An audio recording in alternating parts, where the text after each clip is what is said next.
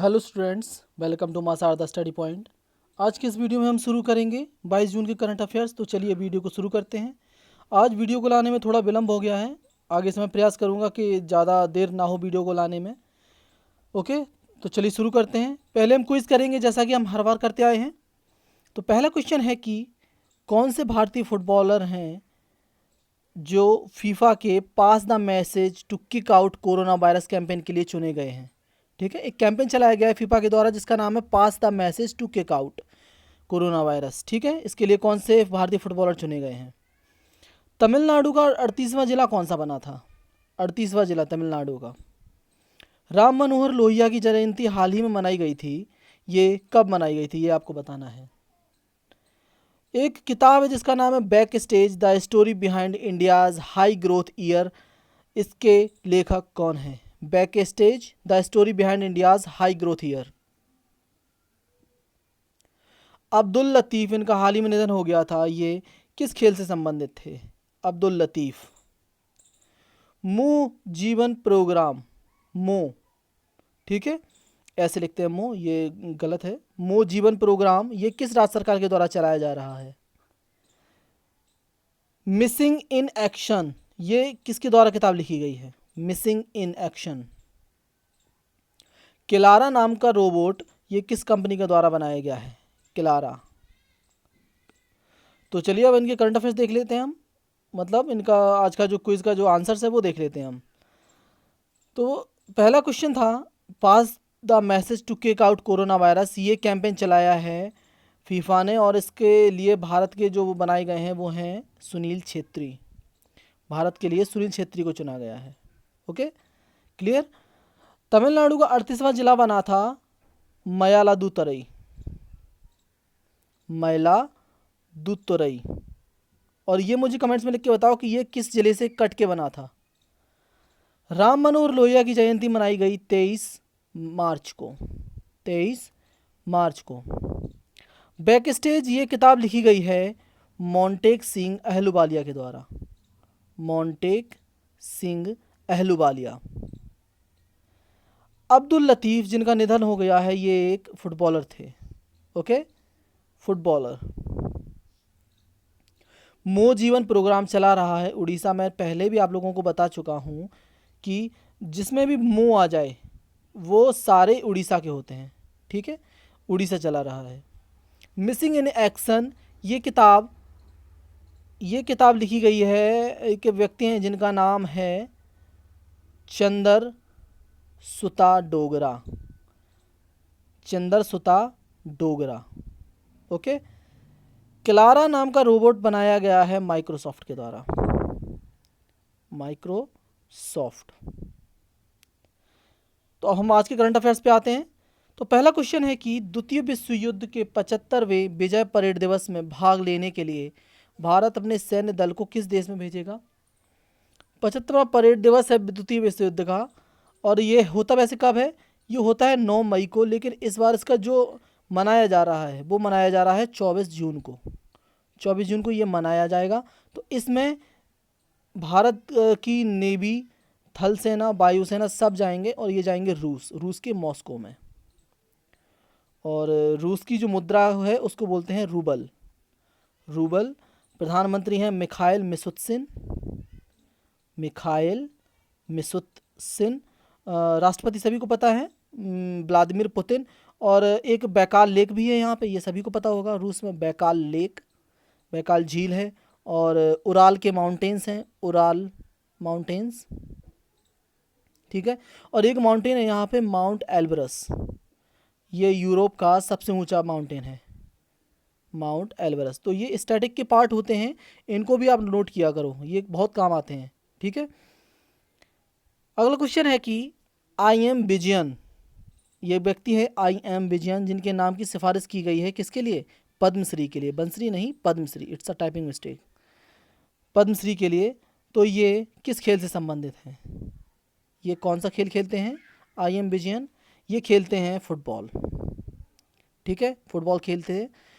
और फीफा का हेडक्वार्टर कहाँ है, फीफा का हेडक्वार्टर है ज्यूरिख में, स्विट्ज़रलैंड, जिसके हेड हैं जियानी इन्फेंटिनो।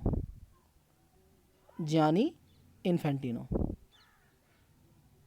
अगला है, किस देश ने चीन को उइगुर और अन्य अल्पसंख्यकों के खिलाफ चलाए जा रहे अभियान के लिए दंडित करने के लिए एक विधेयक पर हस्ताक्षर किए हैं? ये किए हैं अमेरिका ने। क्या है कि चीन ने कुछ उइगर जो मुसलमान हैं उनको बंदी बना रखा है। एक प्रांत है चीन में जिसका नाम है सिनजियांग प्रोविंस है। यहाँ पे लगभग 1 मिलियन यानी कि 10 लाख जो उइगर मुसलमान हैं उनको बंधक बना रखा है। तो इस वजह से अमेरिका ने कहा है कि हम लोग इन लोगों को दंडित करेंगे। तो ये अमेरिका ने साइन किया है। और चीन में हेडक्वार्टर है संघाई कोऑपरेशन ऑर्गेनाइजेशन का, जिसका हेडक्वार्टर है बीजिंग में। और एशियन इंफ्रास्ट्रक्चर इन्वेस्टमेंट बैंक, इसका भी हेडक्वार्टर बीजिंग में है। और इसी ने $175 मिलियन का जो ऋण दिया है भारत को, वो दिया है किस लिए, किससे निपटने के लिए, कोरोना वायरस से निपटने के लिए। और ब्रिक्स का हेडक्वार्टर है संघाई में, जिसको न्यू डेवलपमेंट बैंक भी बोलते हैं, संघाई। अगला है, कौन सा देश अगले साल 1 से 10 दिसंबर के बीच, अगले साल मतलब 2021 में, चौथे एशियाई युवा पैरा खेलों की मेजबानी करेगा? ये देश है बहरीन। ठीक है। और अगर मैं बोलूँ, अगर मैं इसमें से पैरा हटा दूँ और अगर मैं बोलूँ केवल कि चौथे एशियाई युवा खेल कहाँ होंगे, तो ये होंगे चीन में। और चीन में कहाँ, चीन में संटो में। संटो एक जगह है चीन में, वहाँ पे संटो में होंगे 4th Asian youth games.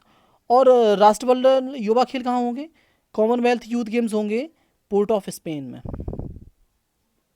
Port of Spain जो राजधानी है त्रिनिदाद और टोबैगो की राजधानी है पोर्ट ऑफ स्पेन। और ओलंपिक कहाँ होंगे, ओलंपिक यूथ गेम्स, देखो ओलंपिक 2 होते हैं, एक तो समर एक विंटर। तो समर वाला जो होगा वो होगा 2022 में सेनेगल की राजधानी डकार में। ठीक है। और जो विंटर होंगे 2024 में गैंगवॉन में, 2024 गैंगवॉन, और गैंगवॉन है साउथ कोरिया में। अगला क्वेश्चन है कि प्रधानमंत्री मोदी ने वीडियो कॉन्फ्रेंसिंग के माध्यम से वाणिज्य खनन के लिए कितने कोयला ब्लॉकों की नीलामी शुरू कर दी है? ये शुरू कर रही है इन्होंने 41 कोयला ब्लॉकों की। ये इसलिए क्योंकि आत्मनिर्भर भारत के तहत ज़्यादा से ज़्यादा प्राइवेट कंपनियां आएंगी तो ज़्यादा से ज़्यादा इंडिया आत्मनिर्भर बनेगा। तो ये क्या है, 41 कंपनियों के लिए। और कोल इंडिया लिमिटेड के चेयरमैन कौन है, कोल इंडिया लिमिटेड, इसके चेयरमैन है प्रमोद अग्रवाल चेयरमैन है। और एक बात और याद रखना, जो नॉर्दर्न कोलफील्ड है, इन्होंने अपना रिसर्च और डेवलपमेंट सेंटर बनाया है, जिसका नाम है SARAS, research and development centre northern coalfield ने। और हमारे मंत्री कौन है कोयला के, ये है प्रहलाद जोशी। इनकी कॉन्स्टिट्यूएंसी है धारवाड़, कर्नाटक। नेक्स्ट है कि 100 टेक्नोलॉजी कंपनियों की लिस्ट में 2 भारतीय कंपनियां हैं जिनका नाम है जेस्ट मनी और स्टेला एप्स। यह किस लिस्ट, मतलब ये लिस्ट किसने लॉन्च की है? ये लिस्ट लॉन्च की है विश्व आर्थिक मंच, जिसे बोलते हैं वर्ल्ड इकोनॉमिक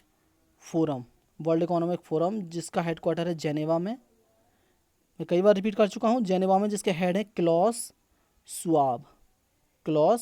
स्वाब इसके हेड हैं, तो ये भी याद रखना। और IMF एक रिपोर्ट और करता है जारी इंडेक्स, जिसका नाम है ग्लोबल कॉम्पिटिटिवनेस इंडेक्स भी वर्ल्ड इकोनॉमिक फोरम लॉन्च करता है, तो ये भी याद रखना। अगला है कि किस राज्य में प्लाज्मा थेरेपी के जरिए कोरोना से ठीक होने वाले पहले मरीज की छुट्टी मिल गई है? इंडिया में पहला मरीज था ये, और ये था कहाँ पे, ये था Karnataka institute of medical sciences में, जो है हुबली जगह है कर्नाटक में, वहाँ पे। और हुबली चर्चा में क्यों था? क्योंकि हुबली में एक दुनिया का सबसे लंबा रेलवे प्लेटफॉर्म बन रहा है हुबली में। अभी तक था गोरखपुर में, अब बन रहा है लेकिन हुबली में, दुनिया का सबसे लंबा। इसकी लंबाई कितनी है ये आप मुझे कमेंट्स में लिख के बताओ। ओके, लंबाई कितनी है इसकी। और उड़ान योजना के तहत हुबली जो एयरपोर्ट है वो बेस्ट एयरपोर्ट डिक्लेयर किया गया है, ये भी याद रखना। ठीक है। अगला क्वेश्चन है ऑटिस्टिक प्राइड प्राइड डे 2020 ये कब मनाया गया? ये मनाया गया है 18 जून को। और ये मनाया क्यों जाता है?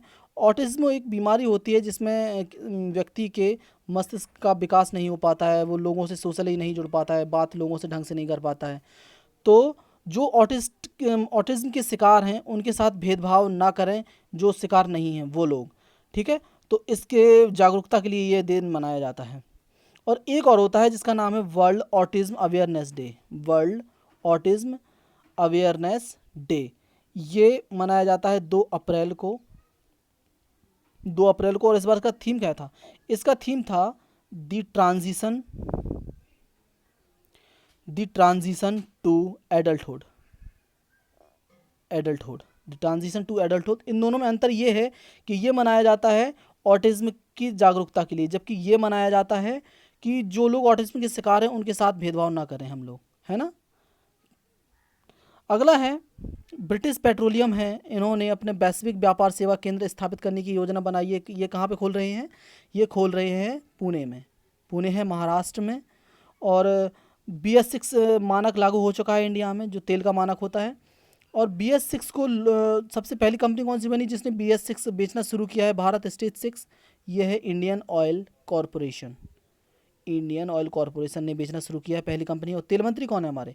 तेल मंत्री हैं धर्मेंद्र प्रधान। एक बात और याद रखना कि एक बात कही गई है कि स्कूल, कॉलेजेस और जो भी हॉस्पिटल होंगे उनके 50 मीटर के दायरे में कोई भी पेट्रोल पंप नहीं होना चाहिए, ठीक है। तो ये भी कहा गया है। अगला है किस शहर ने ICU बेड वेंटिलेटर पर जानकारी प्रदान करने के लिए एयर वेंटी ऐप लॉन्च करेगा? एयर वेंटी ऐप लॉन्च कर रहा है कौन सा? एयर वेंटी ऐप लॉन्च कर रहा है मुंबई। एयर वेंटी ऐप, ठीक है, जिससे पता चल सके कि ICU बोर्ड या वेंटिलेटर सुविधा है या नहीं, ये सब चीज़ें। तो ये मुंबई कर रहा है। और मुंबई चर्चा में क्यों था? क्योंकि एक इंडेक्स जारी किया गया था मर्सर के द्वारा, Mercer cost of living index. Cost of living index, इसमें कहा गया था कि प्रवासियों के लिए भारत में सबसे महंगा शहर है मुंबई। जो प्रवासी होते हैं उनके लिए सबसे महंगा शहर है मुंबई। और वर्ल्ड में पूछे तो वर्ल्ड में प्रवासियों के लिए है हांगकांग। ये मैंने रिपोर्ट बताई थी आपको, हांगकांग। क्लियर? अब आज के क्वेश्चंस। क्वेश्चन है पहला कि हॉर्न ऑफ अफ्रीका है, इसमें कितनी कंट्रीज शामिल हैं? अफ्रीका के सींग में, अफ्रीका का जो सींग है उसमें। नीलगिरी की पहाड़ियाँ भारत के किस राज्य में स्थित हैं? नीलगिरी की पहाड़ियाँ। मेलघाट टाइगर रिजर्व भारत के किस राज्य में है? Melghat tiger reserve. ये था हमारा आज का यानी कि 22 जून का करंट अफेयर्स का वीडियो। मिलते हैं कल 23 तारीख के वीडियो में। तब तक के लिए वीडियो को देखते रहें, शेयर करिए, लाइक करिए वीडियो अगर आपको अच्छा लगता है तो। Thank you for watching mass R the study point.